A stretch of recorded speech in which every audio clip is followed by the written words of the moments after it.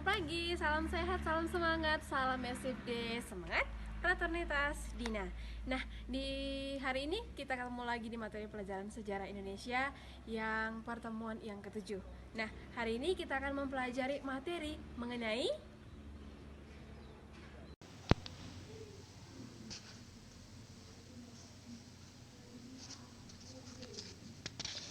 Adapun tujuan pembelajaran kita di hari ini, siswa diharapkan mampu mengetahui dampak kolonialisme dan imperialisme dalam bidang sosial, budaya, dan pendidikan, agar siswa dapat terus mengembangkan kemampuan iptek untuk terus bersukacita memajukan Indonesia tanpa membedakan ras ataupun golongan, dengan menanamkan toleransi serta mau mengoreksi diri.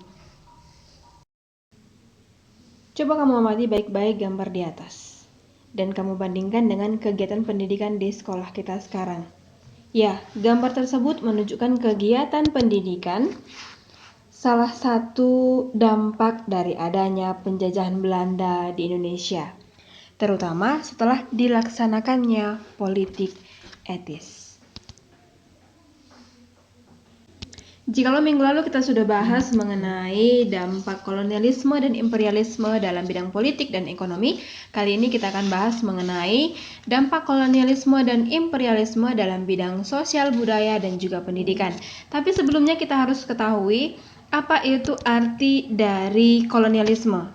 Minggu sebelumnya juga kita sudah bahas itu. Kolonialisme adalah suatu sistem di mana suatu negara menguasai rakyat dan sumber daya negara lain, tetapi masih tetap berhubungan dengan negara asal.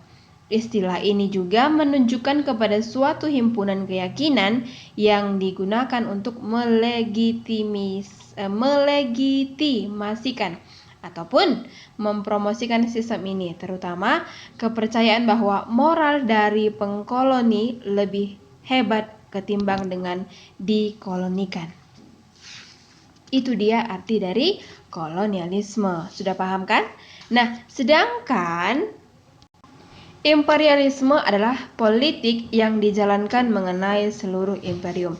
Oke, kita lanjut itu mengenai dampak kolonialisme dan imperialisme dalam bidang politik dan juga sosial dan juga budaya. Nah, penjajahan bangsa barat di Indonesia secara tegas telah menerapkan kehidupan yang diskriminatif. Orang-orang barat memandang bahwa mereka yang berkulit putihlah sebagai kelompok kelas 1. Kalau kaum timur asing itu mereka menganggap mereka adalah kelas 2. Sedangkan kaum pribumi dipandang sebagai masyarakat kelas 3. Itu merupakan masyarakat kelas yang paling rendah. Nah, hal ini membawa konsekuensi bahwa budayanya juga dipandang paling rendah. Pandangan ini sengaja untuk menjatuhkan martabat bangsa Indonesia yang memang sedang terjajah. Memang bangsa barat ini ingin memberantas budaya feodal. Terbukti Belanda berhasil menggeser hak-hak istimewa para penguasa pribumi. Nah, para penguasa pribumi telah kehilangan statusnya sebagai bangsawan yang sangat terhormat oleh rakyatnya. Mereka telah ditempatkan sebagai pegawai pemerintah kolonial sehingga tidak memiliki hak-hak istimewa kebangsaannya. Status dan hak-hak istimewanya justru diambil alih oleh negara Belanda. Masyarakat Indonesia harus menghormati secara berlebihan kepada penguasa kolonial. Nah, harus diakui dong, dengan adanya dominasi orang-orang Belanda di Indonesia telah menanamkan nilai-nilai budaya yang umumnya kurang sesuai dengan nilai-nilai budaya bangsa Indonesia. Bahkan nih, perkembangan budaya barat ini cenderung dipaksakan dan telah menggeser nilai-nilai budaya keindonesiaan. Nah, semangat persatuan yang hidup dalam suasana kekerabatan, nilai-nilai gotong royong, nilai-nilai kesatuan, dan unggahan-unggahan ataupun budi pekerti luhur yang berkembang di lingkungan keraton yang juga ditiru oleh masyarakat mulai bergeser. Bahkan yang menjadikan nih, dengan alasan modernisasi, para penguasa barat nggak mau lagi nggak mau tahu lagi tentang yang namanya tradisi ataupun norma-norma termasuk nilai halal dan juga haram dalam umat Islam. Misalnya nih, dengan budaya minum-minuman keras ataupun lebih ngeterennya mabuk-mabuk tenggen, ya kan. Yang berikutnya tuh nilai-nilai moral, nilai-nilai halal dan juga haram orang Islam itu berangkat dari dance yang kemudian mengarah kepada pergaulan laki-laki dan juga perempuan yang cenderung tanpa batas. Oleh karena itu, lingkungan masyarakat beragama Islam kaum kolonial ini yang menjajah Indonesia dikatakan sebagai orang-orang kafir. Kedatangan dan dominasi bangsa-bangsa barat juga telah membawa pengaruh makin intensifnya perkembangan agama Kristen. Hal ini tentu sejenak menimbulkan kultur syok di dalam kalangan muslim yang ada di Indonesia. Namun, dalam perkembangannya mampu beradaptasi sehingga menambah kekhasan dan keragaman bangsa Indonesia kita ini. Kemudian pada zaman pemerintahan Raffles, masih ingat dengan Raffles kan? Itu perkembangan ilmu pengetahuan, sejarah, dan juga budaya itu khususnya di daerah Jawa mendapatkan perhatian khusus melalui bukunya si Raffles tadi yang berjudul History of Java. Buku itu membuat berbagai aspek sosial dan juga budaya di Pulau Jawa. Ada juga buku karya dari William Marsden yang berjudul History of Sumatra. Itu dia merupakan pemerhati budaya Nusantara. Ternyata cukup banyak selain Raffles dan juga William Marsden ini. Terdapat pula menteri-menteri pemerintahan Batavia yakni Crawford. Crawford ini menuliskan buku History of the Indian. Jadi buku itu sangat penuh rasa kemanusiaan serta membakar ketidakadilan yang diderita oleh penduduk Indonesia. Pada akhir abad ke-19, Van Col yang menjadi juru bicara sosial Belanda melancarkan kritik terhadap keadaan Hindia Belanda yang semakin merosot. Ia menyatakan selama 1 abad lebih pemerintah mengambil keputusan dari penghasilan rakyat, tetapi tidak ada 1% pun yang dikembalikan untuk kesejahteraan rakyat Hindia Belanda. Nah, di samping itu, Van Deventer tahun 1899 menuliskan buku yang berjudul Hutang Kehormatan. Jadi, dalam tulisan tersebut ia menganjurkan adanya politik balas budi ataupun politik etis yang berisi pendidikan, irigasi, dan imigrasi ataupun transmigrasi. Jadi bisa dikatakan bahwa dengan datangnya bangsa-bangsa barat ke negara Indonesia kita yang tercinta ini, itu membawa dampak positif dan juga dampak negatifnya. Nah, pertanyaannya, dengan menyimak dan mendengarkan cerita e-book ini tadi, pertanyaan yang pertama, apa dampak positif dari datangnya bangsa-bangsa barat dengan berkembangnya budaya-budaya barat, dengan berkembangnya kebiasaan-kebiasaan barat yang ada di Indonesia? Itu dampak positifnya. Nah, pertanyaan yang kedua, apa dampak negatif dengan berkembangnya budaya barat di negara Indonesia kita ini? Jadi ada 2 pertanyaan. Oke, kita lanjut saja ke materi yang berikutnya. Tadi kalau dalam bidang sosial dan budaya sudah, kali ini kita lanjut ke dalam bidang pendidikan.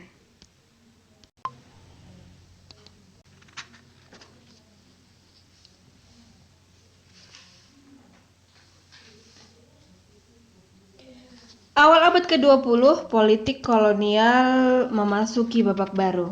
Dimulailah yang namanya era politik etis yang dipimpin oleh Menteri Jajahan Alexander yang kemudian menjadi Gubernur Jenderal Hindia Belanda di tahun 1909 sampai dengan 1916. Ada 3 program politik etis. Yang pertama, irigasi, yang kedua, edukasi, dan yang ketiga, transmigrasi. Nah, adanya politik etis membawa pengaruh besar terhadap perubahan arah kehidupan politik negara Belanda atas negeri jajahannya. Pada era baru itu pula muncul yang namanya simbol baru, yaitu kemajuan. Dunia ini mulai bergerak dan berbagai kehidupan pun mulai mengalami perubahan. Pembangunan infrastruktur mulai diperhatikan dengan adanya jalur kereta api Jawa Madura. Jadi di Batavia lambang kemajuan itu ditunjukkan dengan adanya tren listrik yang mulai beroperasi pada awal masa itu. Sedangkan kalau dalam bidang pertanian, pemerintahan kolonial Belanda memberikan perhatiannya kepada siapa? Memberikan perhatiannya pada bidang pangan, terus irigasi. Di samping itu, pemerintahan juga melakukan emigrasi sebagai tenaga kerja yang dibayar murah di daerah Sumatera. Nah, hal ini sangat penting untuk mendukung simbol kemajuan dalam era politik etis.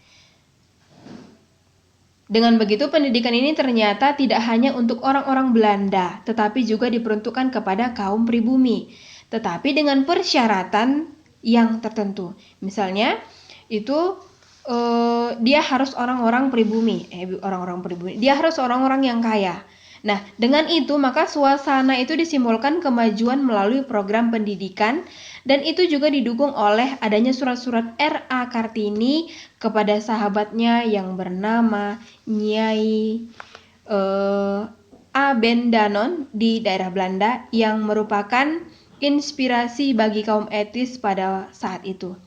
Semangat era etis adalah kemajuan menuju modernitas. Perluasan pendidikan gaya barat adalah tanda resmi dari bentuk politik etis itu. Jadi, pendidikan itu tidak saja menghasilkan tenaga kerja yang diperlukan oleh negara, tetapi juga pada sektor swasta dan juga Belanda.